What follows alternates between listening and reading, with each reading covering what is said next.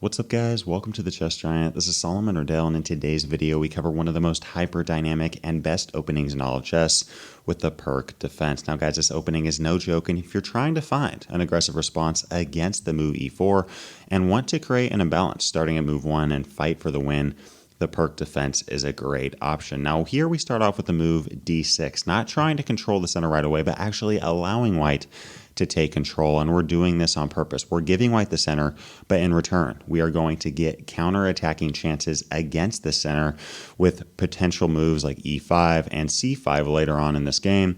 And by the way, at move 1, we are already fighting for both of these key squares. Here we're going to play the move knight f6, attacking that centralized pawn, and following the move knight c3, we're now going to continue with the move g6, guys. And in today's video, I'm really going to try to show you guys the strategy, theory, principles, moves, and ideas behind the Pirc so that you're ready for whatever comes your way.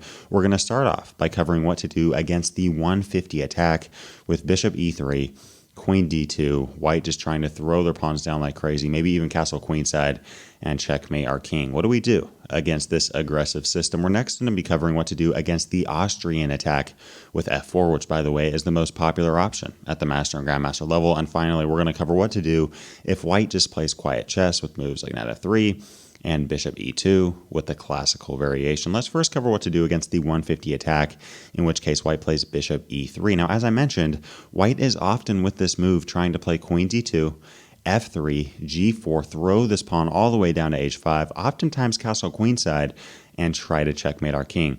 Whenever I see the move bishop e3, I like to get a head start when it comes to the attack. Oftentimes it's a race. White is trying to checkmate our king on this side of the board, while we as black are going to try to checkmate the king on the right side of the board, the queen side. So why not get a head start and play the move c6, and after queen d2, waste no time in playing the move b5.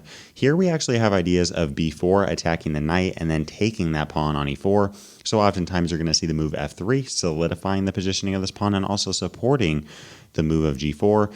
And now we're going to continue by playing knight bd7. And now white has a pretty big decision to make. By playing the move f3, they've made it pretty clear that they're not wanting to castle kingside. Now white has to decide if they want to keep their king in the center, which by the way I think is the best option, or castling queenside. Oftentimes you're going to see white castle queenside. I mean, this is what white does against the Sicilian knight or the Sicilian dragon. It makes logical sense, right? Why not castle to the queen side? That way you can attack very aggressively on the king side. So you're going to see this a ton. So let's cover what to do against this move first. However, this is one of my favorite, if not my very favorite, variation to play against in the Pirc. We are going to attack this king very aggressively, starting off with the move knight b6. Now guys, look at our last four moves. We're wasting no time. c6, b5, knight d7, and knight b6. And really b6, bringing this knight to the square, we really have two purposes behind this. One of them is to play the move b4, in which case white can no longer come to the square of a4. And on top of that, we have potential knight c4 ideas, attacking both the queen and the bishop on e3. So knight b6 is a very common strategy to use in the Pirc, especially once your opponent castles queenside. And now we're probably going to see a move like g4, in which case, yet again, we're going to waste no time in playing the move b4. Knight e2 actually is not a very good move, because against this, we're going to play knight c4, attacking both the queen and the bishop, continue with d5, defending the knight, and really fortifying a presence in the center of the board, and black's simply better there. So here white's best move is knight b1, but I mean, look at this knight, guys. This knight is not looking very comfortable. It can't move to d2 or c3 or a3, unless of course they want to lose their knight. So all of a sudden, they already have a minor piece going back to where it started, and white's position is looking a little bit awkward already. Here we're going to continue with a5, defending the pawn on b4, and now white has, yet again, another decision to make. And guys, this is not just limited to this position. This is more of a general strategy that you can use in the Pirc against the 150 attack, and that's how to respond against the white h and g pawns. Either white is going to try to play h4 and h5, taking on g6, trying to break this game open, or they're going to play the move g5. So that's really what you're going to see. You're going to see g5 or white pushing with h4 and h5. Let's first cover the move g5. Now, from one sense and from one angle, it may seem like a lot of sense to just move this knight to d7, bringing it into the attack, supporting the c5 move. And in one sense, that is good.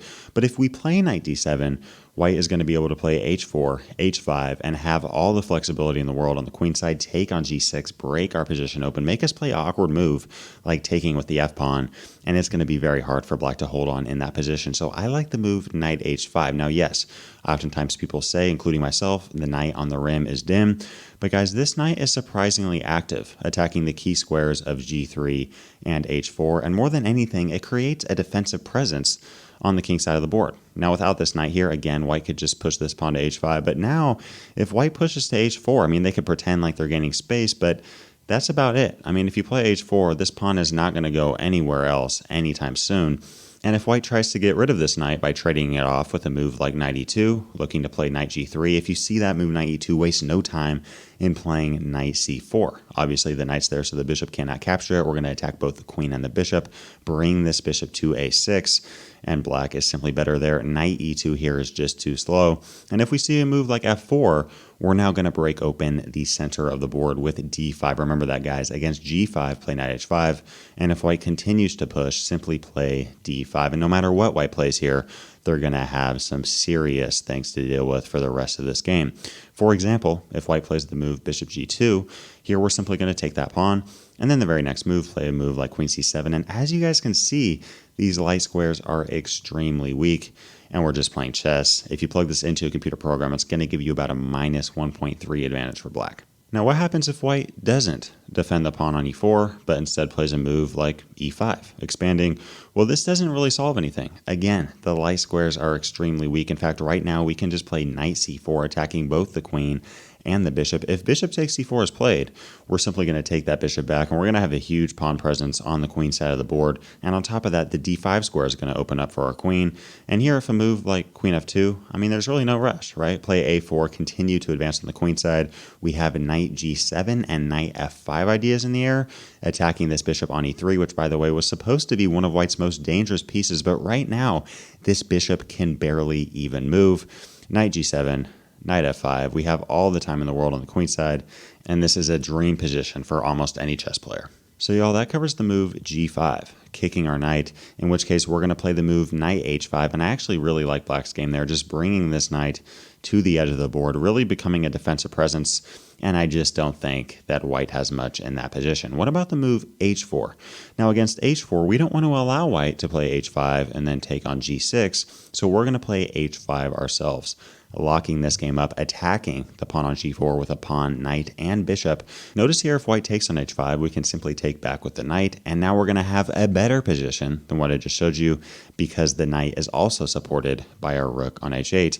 And here, if the move g5 is played, we can simply bring this knight back to d7. Now, this position may seem very intimidating, but honestly, we have successfully locked this position up. White has spent all this time playing moves like h4 and throwing this pawn all the way down to g5, and this bishop and queen look very intimidating as well, but at the moment, they're kind of just staring at their own pawn, which isn't going to go anywhere else for the rest of this game.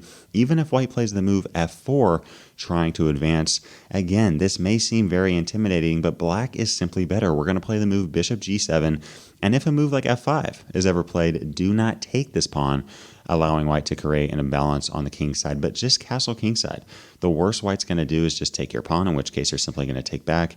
If I move like bishop d3 here, now we're going to go on the attack with c5, putting a ton of pressure on this pawn on d4. Notice here, if a move like d takes c5, we actually have knight a4 ideas in the air, threatening a mate in one. Whole idea being, if c3 defending it, we can simply take that pawn on c5 with our d knight. And guys, I mean, this position is just absolutely great for black. Two active knights, this bishop on g7, pouncing all the way down to the white camp. And on top of that, after we take on c5, we have rook b8 and queen b6 ideas in the air. Great position for black, and great chances to win this game very quickly. So d takes c5 runs into both knight takes c5 and especially knight a4 ideas. What happens if white just takes the pawn on g6? Well, guys, we don't need to play heroic chess here. We don't need to play a move like taking on d4 or advancing to c4. Just take the pawn back. And here, guys, white simply doesn't have any attacking chances. The queen and bishop can only see this pawn on g5. This knight can't even move. This rook on f8 is very active. And as I said, again, we have a huge space advantage on the queen side. This bishop is active. This knight is ready to jump in at a moment's notice. We have ideas like queen c7 in the air, bishop b7 putting pressure on e4. I would take this position any day of the week. So that being said, guys, going back to this move knight d7, what do you do if you're playing white with the 150 attack? I actually recommend not castling queenside. Surprisingly, the king is in a lot more trouble on c1 than it is on e1. Honestly, I think white should just push with a move like g4, and then after knight b6, play h4. Again, guys, we don't want to allow h5, so we're going to play h5 ourselves. And against g5, we're simply going to play knight d7. And now in this position, there is one single move that gives white the edge. Every single other move gives black equality or an even better position. And the move here is very hard to find if not studied before, and that's d5. White trying to break through in the center. White's going, look, you were anticipating me castling queenside. You played the move c6 and b5, so I'm going to break in the center and try to disrupt your pawn chain. But now we're going to play the move knight e5, eyeing both f3 and also eyeing the square of c4 with both of our knights. For example, if white takes the pawn on c6 for a second, it may seem as if black's simply losing. I mean, we just lost a pawn. If we take back, we're about to lose another one on b5, but now we're going to play the move knight b to c4, attacking both the queen and the bishop on e3, and white can fall into trouble very, very quickly here. The best move here is bishop takes c4, in which, yet again, we're going to take back with the knight. And now white's best move for a second time is queen d4, in which case we're going to play rook g8. We have a ton of different ideas here. One of them is playing bishop g7. We can also play moves like queen c7 and picking off that pawn on c6. And if white goes, wait a second, why can't I just take this pawn on b5 with the knight? They're now up 2 pawns. Well, we have the move queen a5 with check. Notice if white plays anything besides knight c3, we're simply going to pick that minor piece off. And following knight c3, we can play bishop e6, defending this knight on c4. There's a ton of different moves that white can play here, the best of which being bishop c1, bringing this bishop to the very back rank. And yet again, we're going to have about a just dead even position. But from a practical standpoint, honestly, I would take black here every single time. And black can also win this game very quickly if white just makes a tiny slip up. For example, if b3, trying to get rid of the threat and attacking our knight, we're simply going to play bishop g7, attacking the queen, and then say thank you for the knight on c3. What about the move rook b1, defending the pawn? Well, yet again, we play bishop g7, and then the very next move, take on b2, attacking the queen.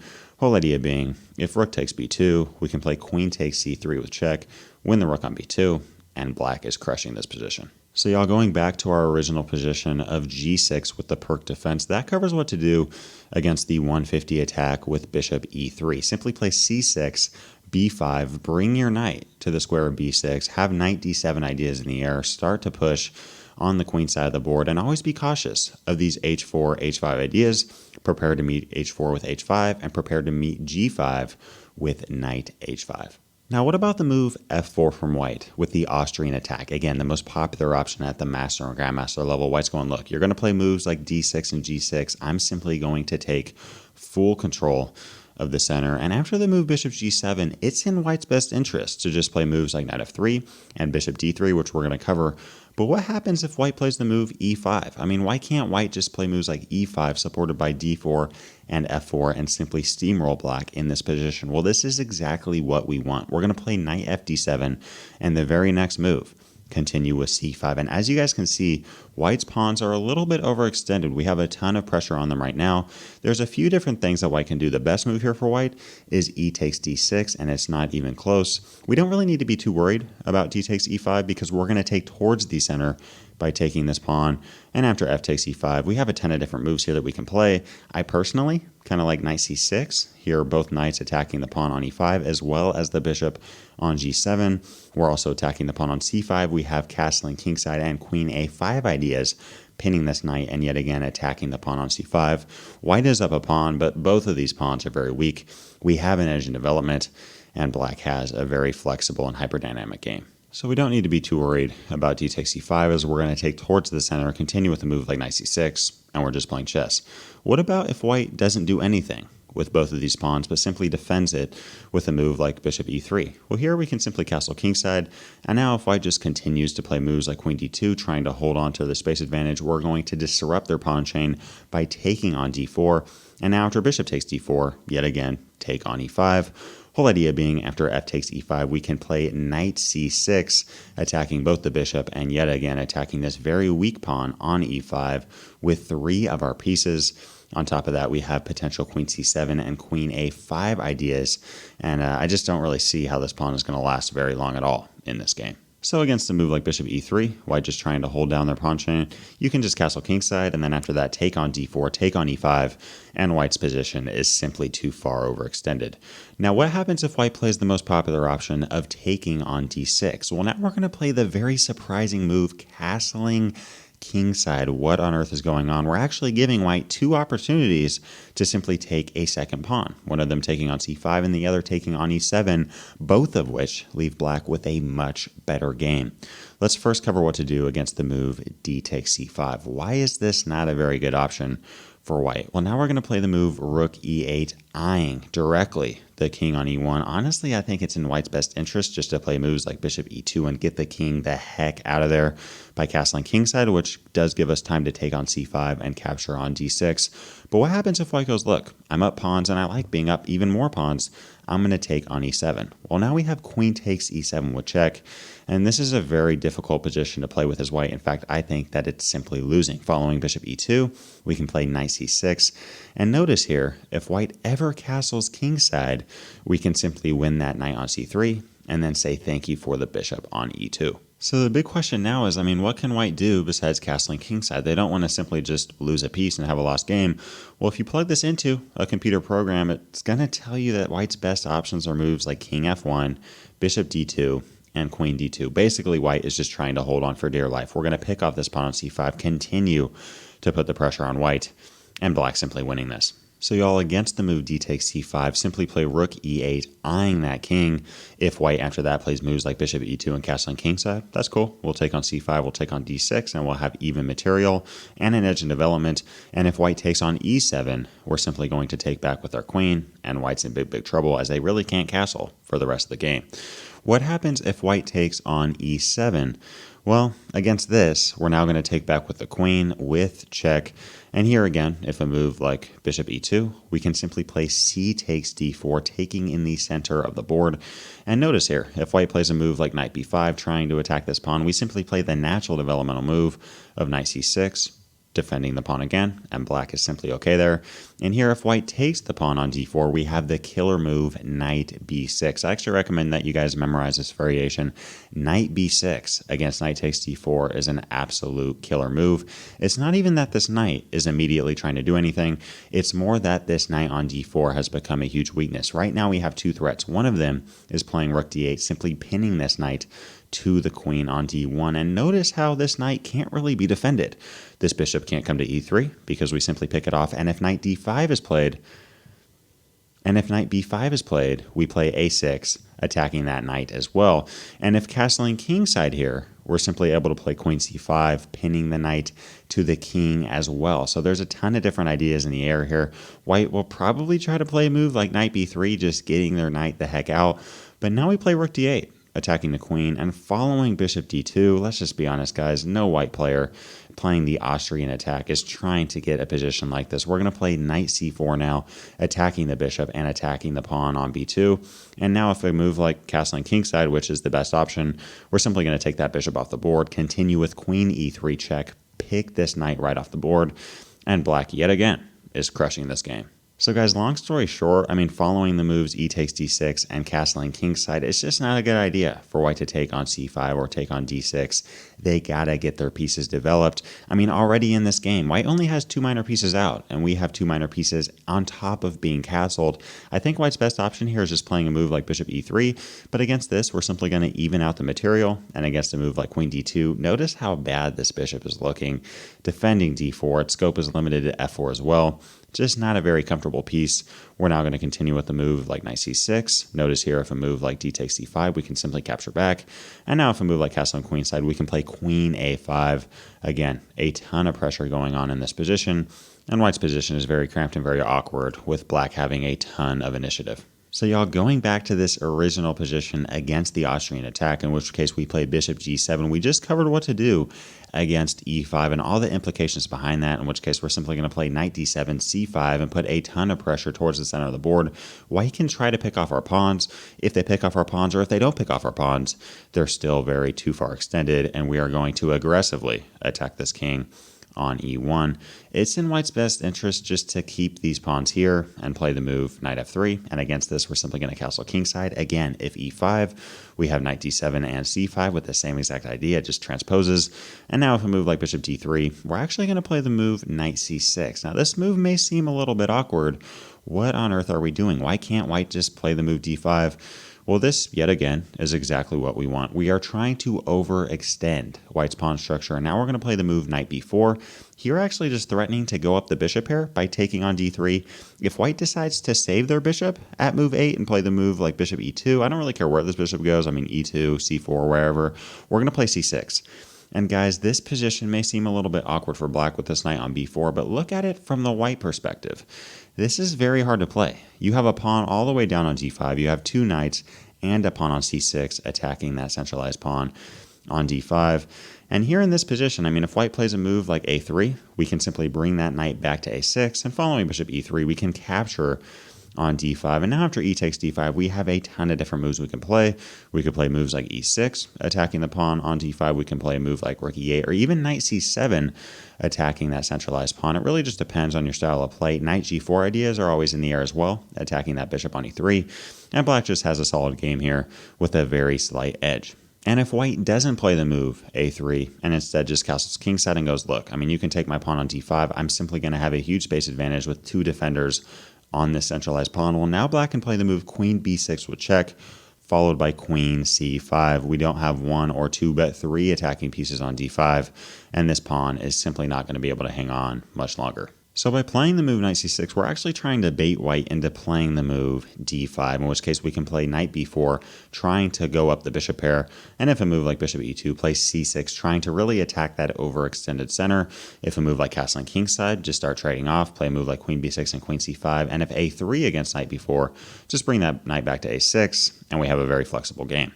Now guys, the best move here for white is now playing the move e5, because there's no longer knight d7 and c5 ideas available, because this isn't checkers, pawns can't jump over pieces. But we're going to cover first what to do against the move castling kingside. Now if white doesn't play the move e5, we're going to play e5 ourselves.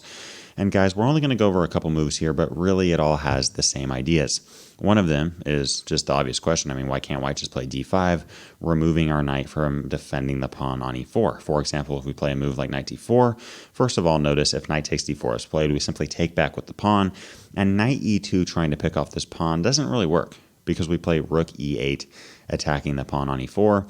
And if the move knight takes d4 is played, we could just take that pawn, or even play bishop g4, attacking the queen, followed by knight takes e4. Whole idea being, if bishop takes e4, we say thank you for the knight, and after king h1, play f5, attacking the pinned bishop on e4. We're about to win this minor piece, and black is crushing this. So following d5 and knight d4, white can't capture our knight, but why can't they just win the pawn on e5? Well, following f takes e5, we don't want to take this knight because queen takes f3 and bishop g5 ideas in the air, attacking this pinned knight on f6.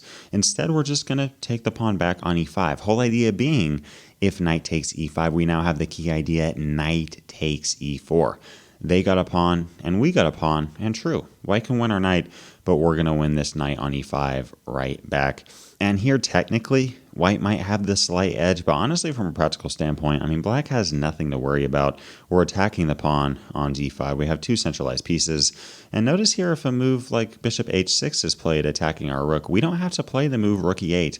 We can actually play queen h4. Beautiful move, attacking the bishop.